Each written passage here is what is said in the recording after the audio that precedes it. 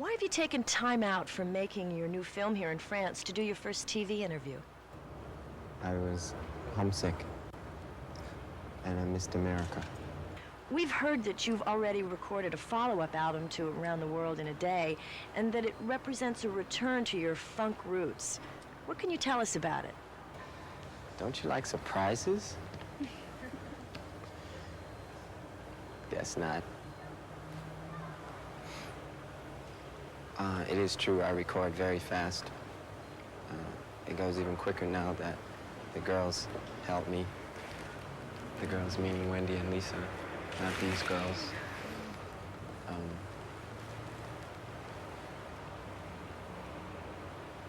I don't really think I left my funk roots to begin with anywhere along the line. Around the World in a Day is a funky album. Why didn't you release any singles or videos before Around the World in a Day came out? Because I wanted this album to be listened to and judged, critiqued,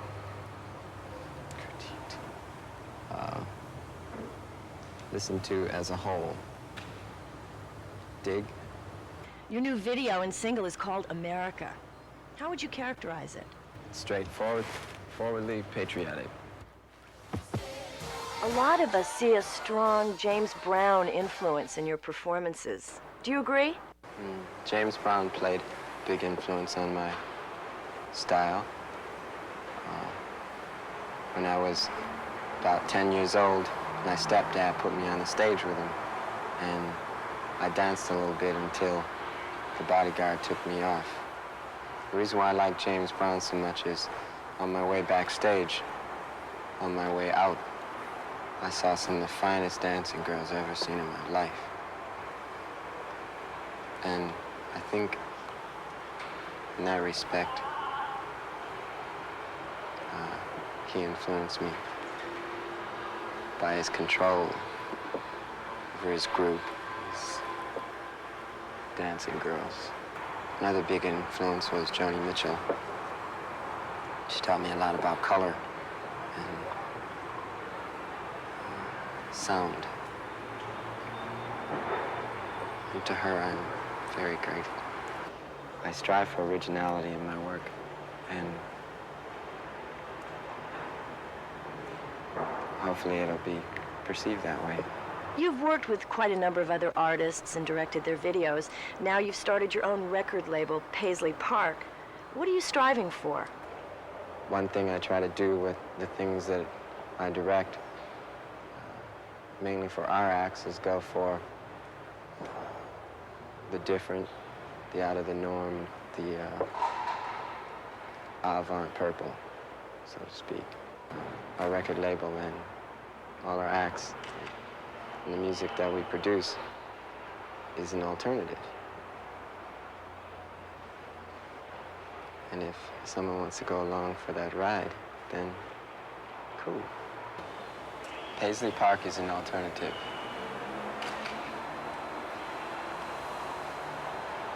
I'm not saying it's greater or better.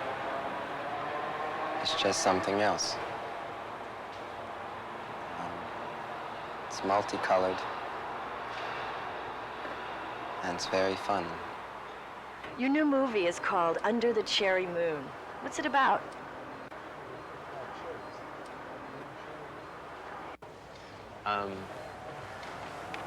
It's a French film. And it's a black and white French film. And she's in it. She could explain the film better. C'est un très beau film noir et blanc et avec plein de personnages fantastiques. L'histoire d'un pianiste qui s'appelle Christopher et d'une jeune fille très très riche qui s'appelle Mary Sharon. Et puis ils tombent amoureux l'un de l'autre. Et puis là-dedans, moi je suis une fille complètement folle avec des couettes, des mini-jupes. Et je suis la concierge. Voilà, c'est tout. That's it. A lot of people were offended by what they saw as sexism in Purple Rain. What's your reaction? Wait. I didn't write Purple Rain. Someone else did. And it was a story, a fictional story, and it should be perceived that way, and nothing else.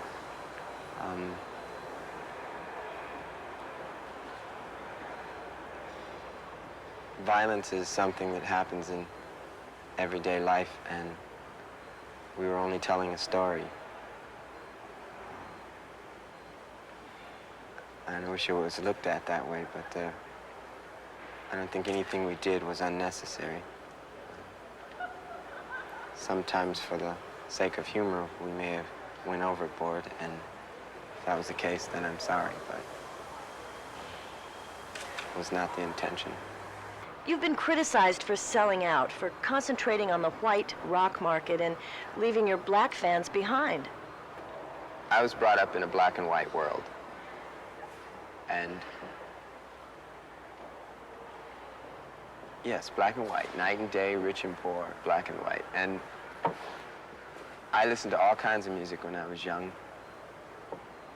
And when I was younger, I always said that one day I was going to play all kinds of music and not be judged for the color of my skin, but the quality of my work. And hopefully that will continue. I think there are a lot of people out there that understand this. You've been criticized for not showing up at the We Are the World recording session last January. Why weren't you there? We had talked to the people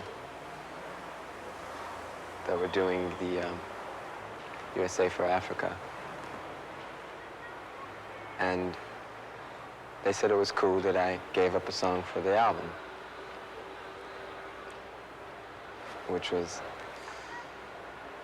the best thing for both of us, I think. I'm strongest in a situation where I'm surrounded by people I know. It's better that I did it that way, the music, than going down and participating there. I probably would have just clammed up with so many great people in the room. I'm an admirer of all the people who participated in that particular outing, and I don't want there to be any hard feelings. After the Purple Rain tour, you said you wouldn't tour again. Have you changed your mind yet? No. I didn't plan on touring for a while. There's so many other things to do. Purple Rain made you a superstar. Are you concerned about the isolation and inevitable backlash superstardom brings? One thing I'd like to say is that I don't live in a prison, and I'm not afraid of anything. I haven't built any walls around myself. I'm just like anyone else. I need love and water, and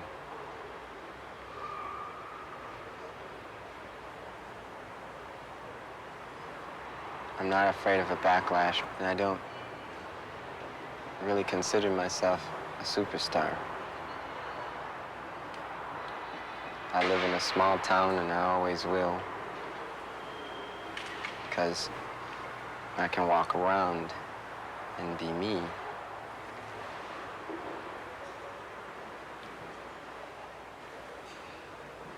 And